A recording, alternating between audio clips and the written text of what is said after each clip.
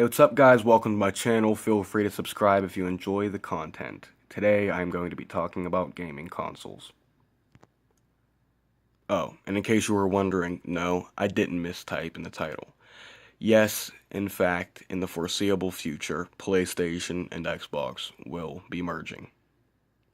As of right now, the actual consoles aren't merging, but the networks are. The live networks for both PlayStation and Xbox will be one. The 360 was a large step up from the original Xbox, just as the PS2 was from the original PlayStation. And for about a couple years now, PlayStation and Xbox have been rivals. Both companies have been attempting to make smaller, more compact, easier used, devices, consoles. But they're just now coming up with the bright idea to just make something that pleases fans on both sides. A hybrid, if you will. Hell, even the Sega Genesis tried to make a comeback with a smaller, more compact and effective device, less prone to shutting down. But what these game companies are not understanding is that fans are tired of having to pick and choose. I mean, a lot of you out there really knew the struggle when Xbox One and PS4 were out at the same time. Nobody exactly knew which one was better, of course. Of course, there were people that were fans of one or the other, and so they were adamant that the one they were a fan of was better, but there is no way to know for sure. But the truly effective modern gaming console has to be a half-breed. I know it's dirty in there, but these are old consoles that I don't use anymore, so yeah.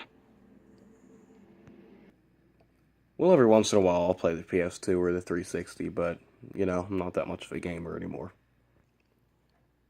If it's compact that people want, then it's going to be compact that the people get.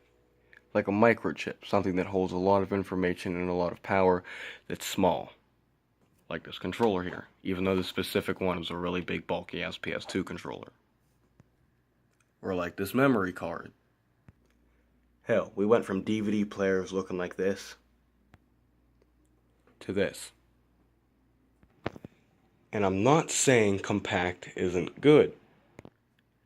It's just that VCRs got the bright idea when they were going out of existence to merge with DVD players and make DVD VCR combos. So that would be the next best thing, the next step in the evolution of gaming. To merge. Sega Genesis and Super Nintendo had conflicts. If they would have just merged, you know how much more money they would have made? Well, think of that situation now. There's still a lot of people really passionate about gaming. And they're finally going to take the advice that I've been giving for years. Well, they're not actually fucking taking the advice directly from me, but I've been saying this for years. They're finally going to merge PlayStation and Xbox. Sorry if the editing is really choppy and bad, but this is basically my first time doing this. My point just is that games go out of style, just like game systems go out of style. But gaming itself can never truly go out of style and fade. Society can never evade the need to simulate another life. People get bored with their real lives and they need that escape. It used to be through movies. Now, say 2/3 of the world are playing video games, if they can afford it, And Xbox and PlayStation aren't going to be the two top dogs in the gaming business for long. I mean, hell, GameCube was big for a while, and maybe GameCube will make a comeback. Hell, maybe Sega Genesis, or Sega in general, makes a comeback that isn't just some new, smaller version of an old device, like the new compact Sony PS2, which is literally just a smaller version of this. Very much so smaller version of this. If we could just get something like this that played games for multiple consoles, Do you know how many people would be flooding through the doors of stores to get it? I think you can formulate an opinion, an idea of what that would look like. It would be like Black Friday on steroids. Black Friday on fucking steroids.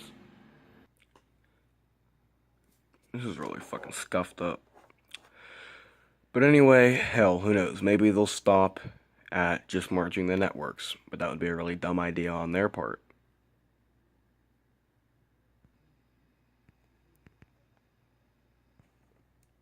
But check this out.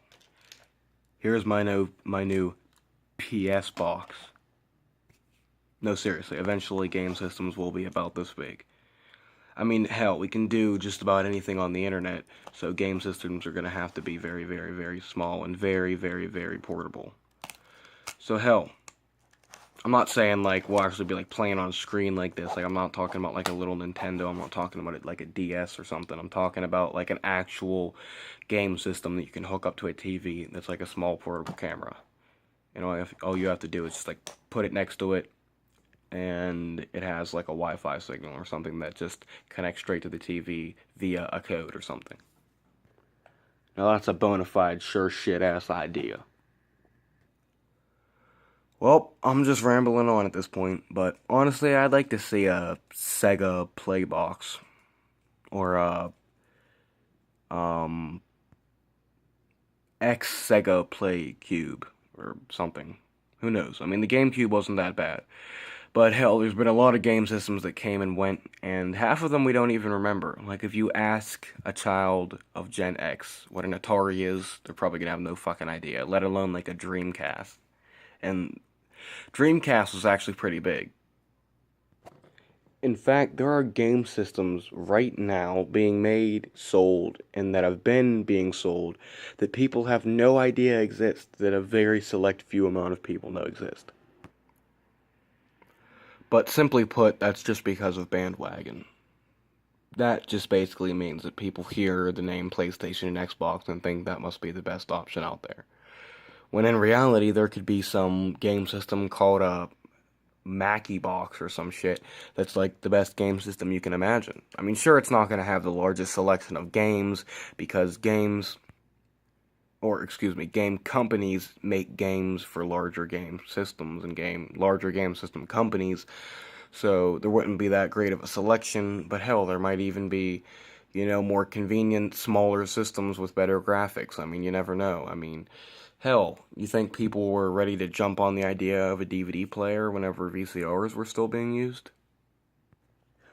Look at the differences between a DVD player and a Blu-ray player. Very minute differences. That's what should be the first step of crossbreeding a PlayStation and an Xbox, or multiple different game systems for that matter. The first step should be making a simple prototype that's just both, and then eventually make something that's as portable and as easily accessible as possible, that has a good, strong network. One of the biggest complaints amongst gamers and game fans is the fact that networks keep crashing when these companies have the money to fix that. Yeah, I'm talking about you, Xbox. Now, believe it or not, I'm actually not the gamer type. I just know a lot about games. And if anything, if I'm gonna play anything, I'm gonna play me some Atari. I'm just playing. No, I'll probably play some Super Nintendo. No, like I'm dead serious. That or PS2. Let the games begin.